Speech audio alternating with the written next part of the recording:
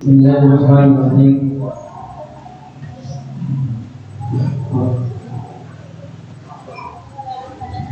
Assalamualaikum warahmatullahi wabarakatuh. Alhamdulillah, alhamdulillah, nahmaduhu wa nasta'inuhu wa nastaghfiruh wa nastahdihi wa na'udzu billahi min shururi anfusina wa min sayyiati a'malina. May yahdihillahu fala mudilla lahu wa may yudlilhu fala hadiya lahu. Asyhadu an la ilaha illallah wahdahu la syarika lahu wa asyhadu anna nabiyyana Muhammadan abduhu wa rasuluhu la nabiyya wa la rasula ba'dah. Allahumma salli wa sallim wa barik ala nabiyyina Muhammadin sallallahu alaihi wasallam wa ala alihi wa ashabihi wa mawala amma ba'd. Allahumma anfa'na bima 'allamtana wa 'allimna ma yanfa'una wa zidna ilman fi 'ilmina ya rabbal alamin. Nah, baik teman-teman sekalian jamaah masjid, yaitu salam yang semoga selalu menjaga lindungan serta naungan Allah Subhanahu wa taala. Baik, kita lanjut lagi bacaan kita dari kitab Mukhtasar Minhajul Qasidin karya Al-Imam Al-Qadhi Ahmad Ibn Abdurrahman Ibn Qudamah Al-Maqdisi, yang semoga Allah merahmatinya dengan rahmat yang luas dan menjadikan ilmunya manfaat untuk kita semuanya, sehingga bisa kita rasakan di dua negeri, yaitu di dunia dan di akhirat. Amin ya rabbal alamin. Baik, kita masih ada di bab tentang sombong dan bagaimana kita mendapatkan tawadhu. Tentu setelah beliau memaparkan terkait pengertian sombong, bahaya sifat sombong, ya harusnya sudah paketan. Dia juga harus menyebutkan bagaimana mengobati hati kita dari sifat sombong. Maksudnya bagaimana cara menghilangkan sifat sombong dari hati kita. Nah, dan mungkin ini pembahasan yang mendekati terakhir. Nah, kata beliau, qala al-musannif rahimahullah ta'ala, bayanu mu'alajati al-kibri wa iktisabi at-tawadhu'. Penjelasan tentang bagaimana mengobati sifat sombong.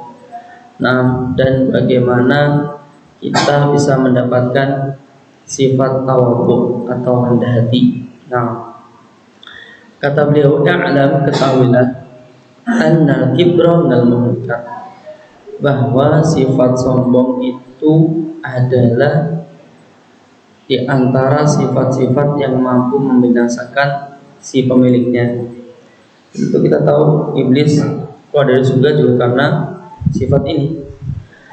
Wa mudawwatu fardu ainin, dan mengobatinya itu hukumnya fardu ain.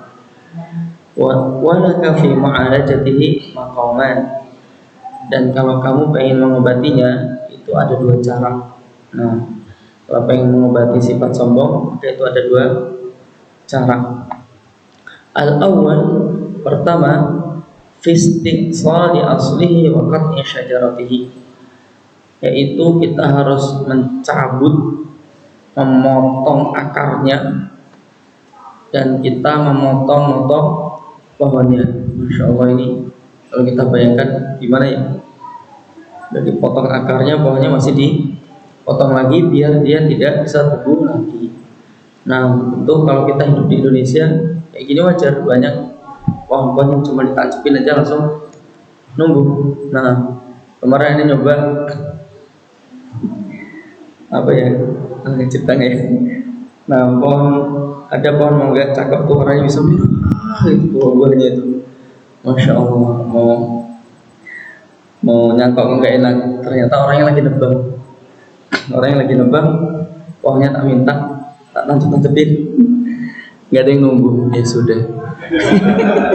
Akhirnya langsung nunggu, ternyata nggak ada yang nunggu, ya sudah. Nah, wadhalika bi ayya'rifa al-insan nafsahu wa ya'rifu rabbahu wa ya'rifa rabbahu. Itu dengan cara orang itu harus paham tentang dirinya sendiri dan dia paham terkait Allah Subhanahu wa taala. Di pertemuan dulu itu pernah dibahas. Kalau orang nggak mengenal Allah itu seolah dia nggak tahu apa-apa. Orang kalau mengenal Allah itu seolah dia tidak tahu apa-apa walaupun ilmunya tinggi banget. Tapi kalau mengenal Allah seolah dia nggak tahu apa-apa. Tapi fa'innahu, kenapa demikian? Karena dengan mengenal Allah dia bisa memanfaatkan ilmunya dengan baik. Nah, yang seperti mohon maaf kayak nuklir itu kalau di tangan yang salah hasilnya buruk kayak gitu. Tapi nuklir kalau di tangan orang yang benar, masya Allah, insya Allah bagus untuk listrik dan sebagainya. Saya udah pernah dengar, mungkin jenengan lebih tahu lah ya. Pernah ada lomba nuklir diadakan di dunia itu, yang cerita kalau nggak salah itu Adian Husaini kalau nggak salah ya, atau yang lain, Dr. Adian Husaini. Beliau cerita pernah ada lomba nuklir di mana gitu di luar negeri, Indonesia ikut datang. Nah ternyata nggak tahu dia dapat nomor atau enggak, dia memanfaatkan nuklir itu untuk mengawetkan buah apel, buah-buahan bisa kuat berbulan-bulan, nah tanpa merusak rasa dan kualitasnya. Nah, juga nggak tahu gimana caranya. Nah itu kalau di tangan seorang yang bertakwa sama Allah, insya Allah hasilnya ya bagus. Nah, fa innahu idza arafa nafsahu haqqal ma'rifati alima annahu adallu min kulli dalil. Kalau dia tahu terkait dirinya sendiri, benar-benar paham terkait dirinya, maka dia akan paham bahwa dia adalah orang yang sangat hina dari semua yang hina. Nah, dia adalah sangat hina dari semua yang hina. Makanya orang kalau sudah paham dirinya sendiri itu nggak pernah sombong. Nah, melihat dirinya itu nggak pernah melihat bahwa dia lebih baik daripada yang lain. Kisah-kisah seperti ini sudah kita bahas nih. Nah, dulu kalau nggak salah siapa ya,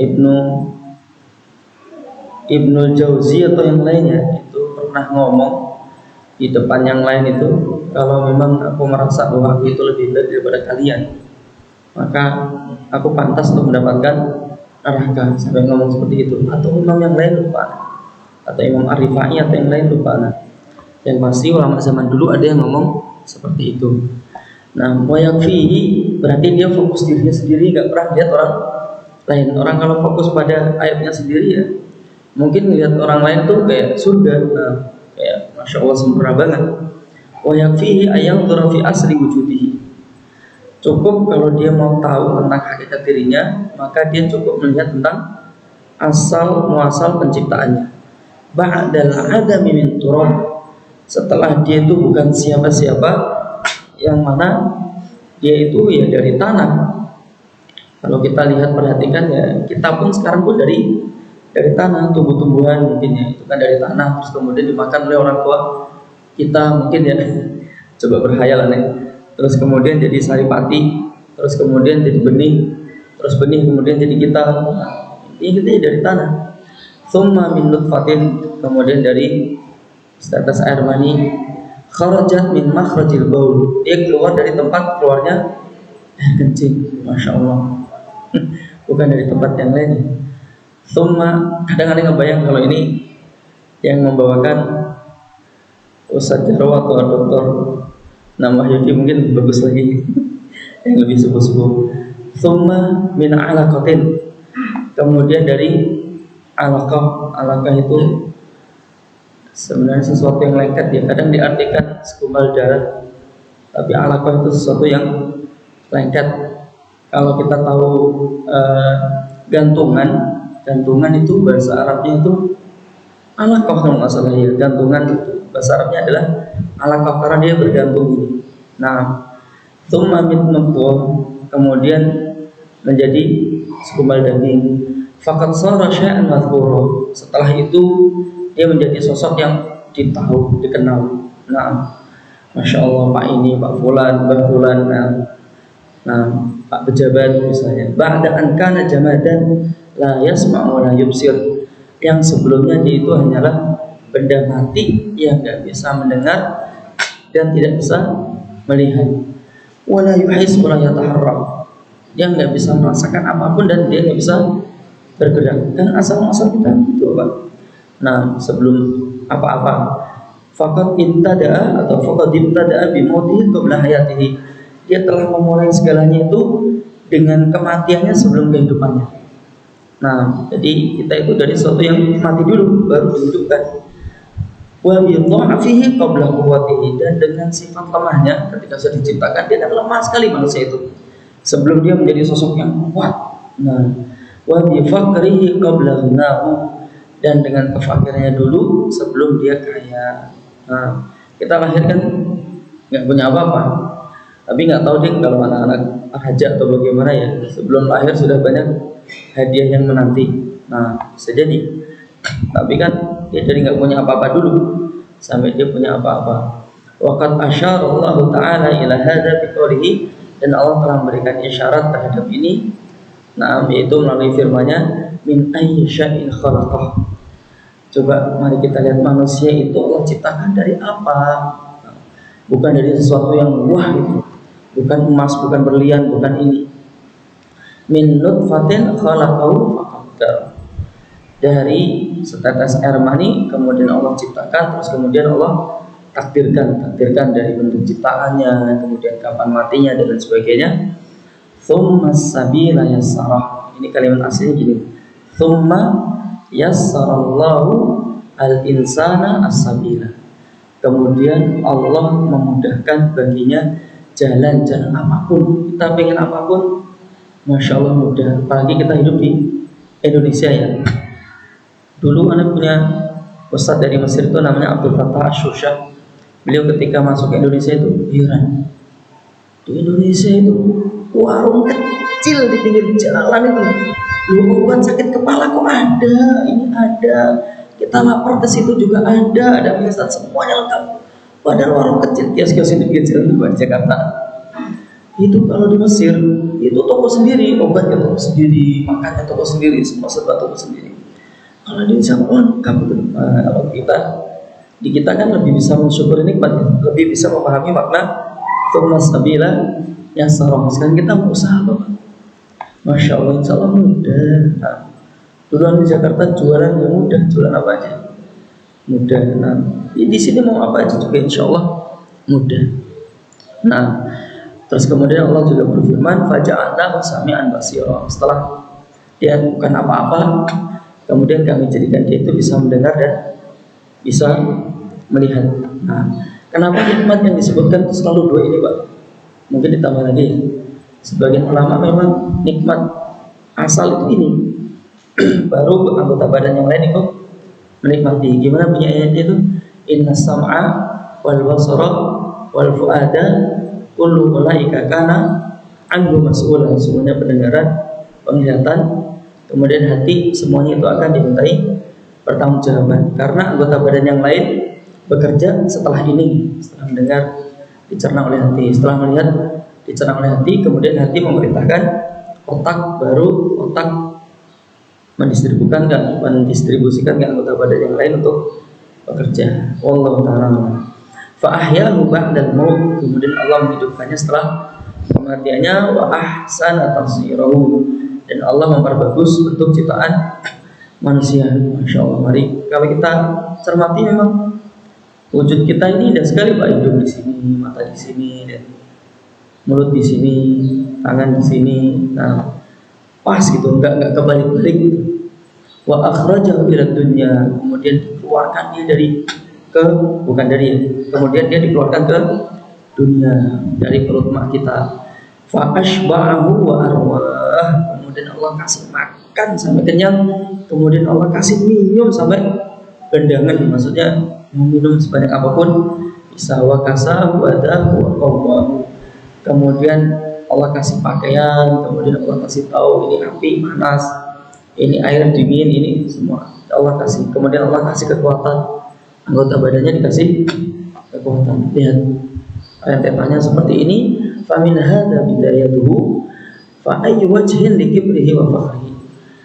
Kalau memang permulaannya seperti ini, lalu dari mana dia mendapatkan sifat sombong, kemudian sok aku itu dari mana? Kemudian bukan dari sesuatu yang bukan apa-apa, kemudian semuanya Allah kasih. Ala annahu law damana wal wujudu ala ikhtiyarihi lakana lituhyani tariq. Andaikan Allah bikin hidup dia itu kekal, Masya Allah, manusia Allah bikin hidup dia kekal, Firaun masih ada misalnya, waduh ini, maka sesuai dengan pilihannya, nah, maka dia akan congkaknya itu popolan, maka dia akan menemukan jalan untuk congkak. Dia akan bisa untuk apa ya, selalu sombong ya, bisa terus, nggak mungkin nggak bisa kalau memang hidup dia kekal. Balqad sallallahu balqad sallatu alaihi al-akhlata al-mutadad, dan Allah telah menjadikan, ya akan tetapi Allah menjadikan baginya itu apa, al-akhlaq al-mutadad, yaitu percampuran yang berlawanan. Maksudnya apa? Dulu kuat terus melemah, lemah ke kuat terus kemudian melemah. Nah, wal amradu al-hailah, dan penyakit-penyakit yang menyerang, yang mengerikan, yang nggak bisa dihindari. Nah, bainama bunyanuhu fatamma, ketika bangunannya sudah sempurna, maksudnya bentuk ciptaannya sudah sempurna. Mungkin usia kita 30 kali ya, 30 itu sudah kalau matang, setelah itu melemah, kayaknya begitu. Nah, idh huwa qad wa tahaddama, maka setelah itu dia makin tahaddama itu hancur. Wahai itu melemah, wa tahaddama kemudian mulai hancur. Kita udah merasakan juga Pak. Dulu itu, nah mungkin jenengan juga sama ke anak, makan gorengan itu bisa sampai kenyang. Sekarang makan 2 itu sudah, mau ambil 3 udah agak ogah. Dulu ini kalau malam ujian tuh minum kopi nggak apa-apa benar kayak kopi yang mik-mikan gitu Pak, pokoknya terus tak air sedikit itu kalau malam ujian itu. Nah itu bisa sampai 4 gelas, paling perut aja yang berantakan tapi nggak kenapa-kenapa. Nah sekarang juga ada kalau bikin kopi itu yang udah serbuk, bukan mik-mikan. Nah itu bisa sampai malam, nah, diminum dikit-dikit bisa sampai malam. Ya, intinya kita semua mulai berkurang. Jadi rata-rata kita kan sudah di atas 30 nih. La yamliku asyai'a li nafsihi dharran wala naf'a. Kita nggak memiliki untuk diri kita sendiri. Kita nggak bisa menguasai untuk diri kita sendiri sebuah manfaat maupun manfaat. Kita nggak bisa menolak itu, nggak bisa mendatangkan manfaat, nggak bisa menolak madarat. Nah, status fisik kayak gini kok mau sombong-sombongan. Bainama huwa yadhkuru asyai'a fa yansa. Nah, terkadang dia itu mengingat sesuatu kemudian lupa. Nah, aneh nggak tahu dulu jenengan ketika sekolah ada materi yang wajib dihafal nggak ya? Mungkin kalau di madrasah pasti kayak gitu. Nah, ya dulu aneh itu dulu kalau sekolah dulu kan serem-serem kan. Kalau nggak hafal suruh berdiri, kadang ada kena cambuk dan sebagainya. Nah, itu udah hafalnya udah berat. Begitu setor loh kok lupa. Nah, wa yastaladu asyai'a, kadang pengen makan sesuatu, pengen minum sesuatu, pengen menguasai, pengen memiliki sesuatu. Fayardi, terus kemudian tiba-tiba gak mau. Mungkin dulu jenengan melihat durian tuh, wah sekarang nyium durian tuh, udah gak mau makan 1-2 itu kok, wagah inget yang lain. Nah, nggak tahu cokot-cokot di sini. Nah, saya dulu makan durian tuh dari perut kosong sampai penuh di situ. Nah, kan dulu hanya di Jakarta kan hanya nyium Pak, nggak berani beli, harganya mahal yang tak ampun. Pas dikirim kerajaan Saudi di Mentawai itu 1 keranjang gini 5.000. Dulu kalau habis terawih gitu, saya ke rumah saya belah durian sampai kenyang, sampai pol sini tuh, nggak kenapa biasa aja. Sekarang kalau yang ini dikit kita di sini kok berat. Nah, saya pernah di Semarang tuh sampai kehilangan nikmat makan durian. Ya mungkin karena sering diajak teman-teman makan durian. Sampai aneh doa sama Allah itu. Ya Allah, kembalikan lagi nikmat makan durian sampai benar-benar. Nyium durian itu sampai mual itu stresan itu, masya Allah. Terus tak hentikan sampai 2, 3, 4 bulan gitu. Alhamdulillah balik lagi, cuma setengahnya Pak. Nah, setengahnya. Tsumma la ya'manu ayuslaba hayatuhu baghtatan. Kemudian dia nggak bisa lolos sekiranya kalau memang hidupnya dicabut seketika. Nah, nggak ada kata permisi. Kemarin aneh main di mana ya? Lupa itu. Itu cerita. Mas sekarang itu meninggal itu nggak urut, Sekarang meninggal itu tidak urut, biasanya kan sepuh-sepuh dulu ya. Di sini itu sudah 4 atau 5 orang dalam bulan ini itu yang meninggal usianya di bawah 40 semua. Nah, usia, di Blora ya pas bulan kemarin di Blora ya. Nah jadi sekarang apalagi zaman sekarang ya, makanan yang aneh-aneh gini tuh orang masih kecil-kecil udah kena kolesterol, udah darah tinggi, udah kena kencing manis, masya Allah. Nah kalau kayak gini apa yang kita sombongkan? Mohon maaf Bapak, ini panjang banget. Tak baca besok nih daripada kebut-kebutan. Ini terus ngebutnya kayak apa ini? Baik, tak kira cukup kita tutup dengan bacaan doa kafaratul majlis. Subhanakallahumma bihamdika asyhadu an la ilaha illa anta astaghfiruka wa atubu ilaik. Assalamualaikum warahmatullahi wabarakatuh.